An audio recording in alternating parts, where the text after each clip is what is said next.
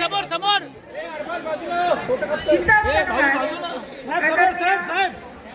जितेंद्र आव्हाड साहेब समोर करावा अशी मी त्यांना विनंती करते. साहेब एक समोर लुक द्या ना सुहास भाई.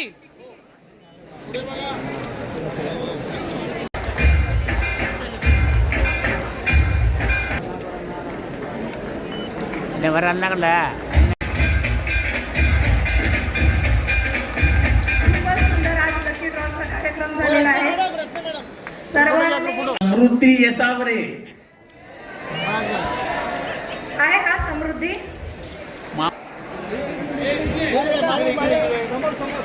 टाळ्या वाजवा टाळ्या वाजवा.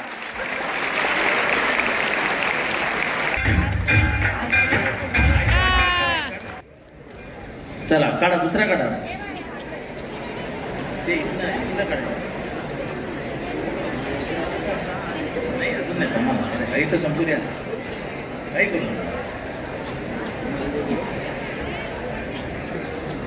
प्रजापती जाधव संदीप ओम संदीप जाधव. चला त्याच्या नशिबात नव्हतं.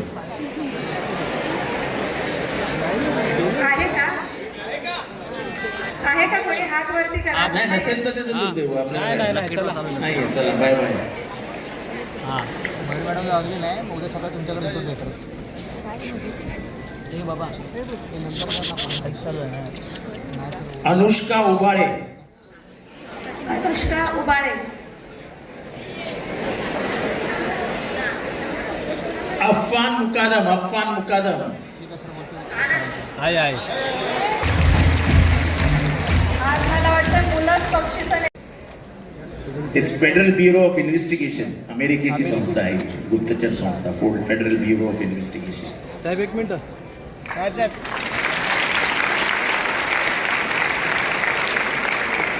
साहेब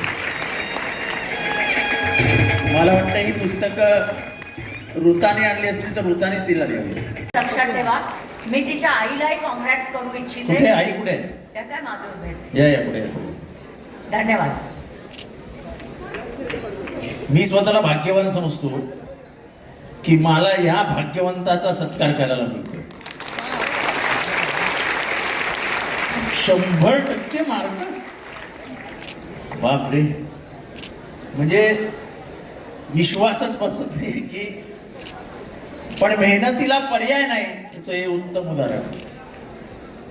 आणि राहिला कुठे आता पण माझी उड्याला म्हणजे असं काही 5 स्टार लोकॅलिटीमध्ये नौपाड्यामध्ये वगैरे राहणारे कुटुंब नाही माझी उड्यालाच राहतात बिचारा. म्हणजे गरिबी आणि परिस्थितीवर मात करून माणसं कशी पुढे जातात याचं आयुष्यातलं तुमच्या समोरचं हे पहिलं उदाहरण असेल. हे उदाहरण लक्षात ठेवा. तुला काय व्हायचंय बाळा पुढे? डॉक्टर. आणि नंतर हा म्हणजे MBBS व्हायचं. कारण का MBBS होऊन आता कोणी थांबत नाही माहिती आहे ना. MD MS मग पीडियाट्रिक्स मग पीडियाट्रिक्समध्ये गुडघ्याचा आजार हाताचा आजार आता स्पेशालिटीज वाढायला लागल्या. त्याच्यामुळे त्या स्पेशालिटीवर पण आत्तापासून काम करायला सुरुवात कर. आणि स्वप्न नेहमी बाळांना मोठी बघा. स्वप्न छोटं नाही बघायचं. स्वप्न मोठंच बघायचं. आणि स्वप्न बघणं हा आपला नैसर्गिक अधिकार आहे. कोणाचा बाप हिरावून घेऊ शकत नाही. आपले बाबा सुद्धा आपल्याकडनं आपलं स्वप्न हिरावून घेऊ शकत नाही. झोपेत पण काय बघतो कोणाला काय माहित असते. बाकी काय बघता ते मी विचारत नाही.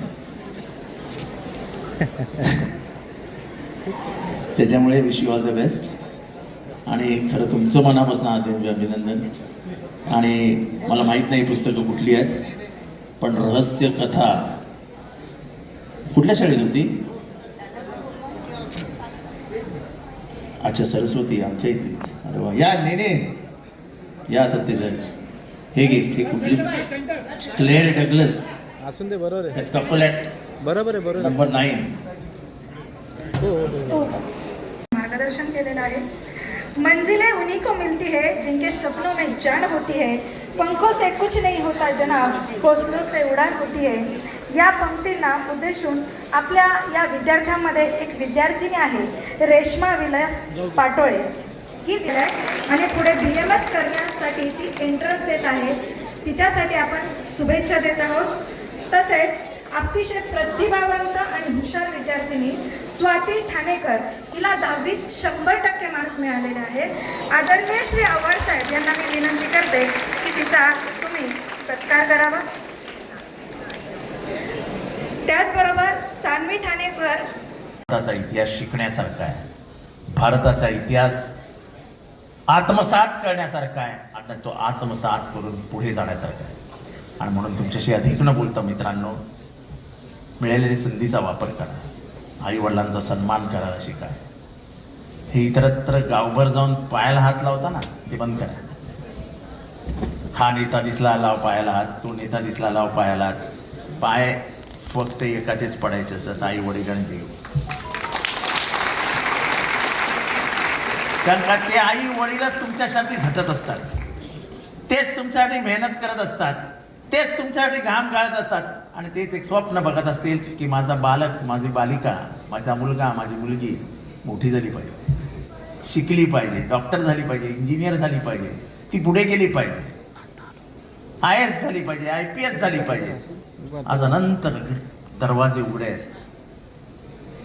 आपल्याला अभिमान वाटला पाहिजे की पहलगामच्या हल्ल्यानंतर जेव्हा आर्मीचं आपलं आक्रमण सुरू झालं तेव्हा त्याचं नेतृत्व करण्याची जबाबदारी 2 महिलांवर आली, व्योमिका सिंग आणि सोफिया कुरेशी.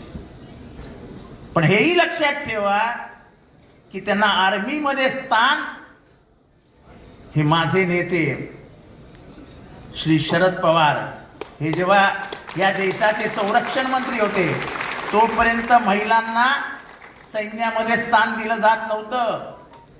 91 साली त्यांनी जेव्हा सैन्य म्हणजे ते जेव्हा संरक्षण मंत्री झाले तेव्हा त्यांनी निर्णय घेतला की जर महिला घरची लढाई लढू शकतात तर या देशाची लढाई का लढू शकत नाही.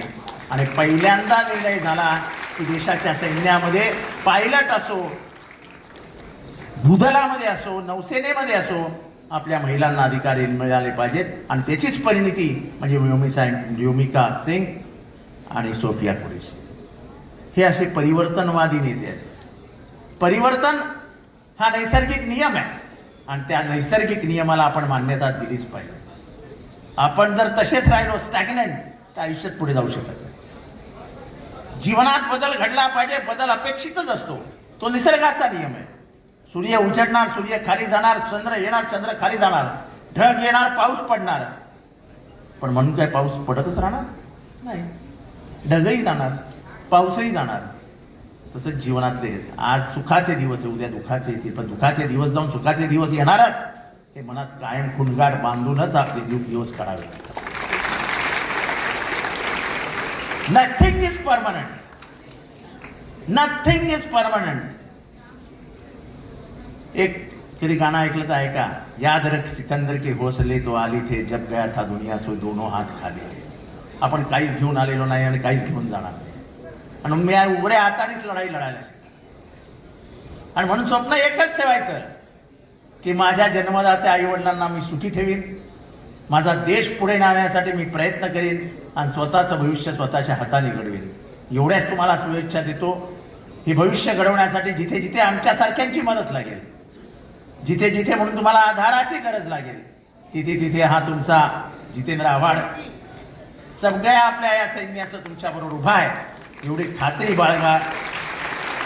पण या देशाची जी विचारधारा आहे, हा देश जो धर्मनिरपेक्ष आहे, तो धर्मनिरपेक्ष भारत जो संविधानाने बांधलेला आहे, ते संविधान आपल्या हातातनं कधीच आपण सोडता कामा नाही. संविधानाचा बचाव प्राणपणाने करा, कारण का त्यातच तुमचं हित लपलेलं आहे. तुमच्या हिताच्या आड येणारा माणूस हा संविधान विरोधी आहे. जो संविधान विरोधी आहे तो तुमच्या हिताचा आड येणार आहे. हे खास करून मी महिलांना सांगतोय, इथल्या बहुजनांना सांगतोय, बहुजनांनो जागे व्हा, येणारे दिवस कठीण आहेत.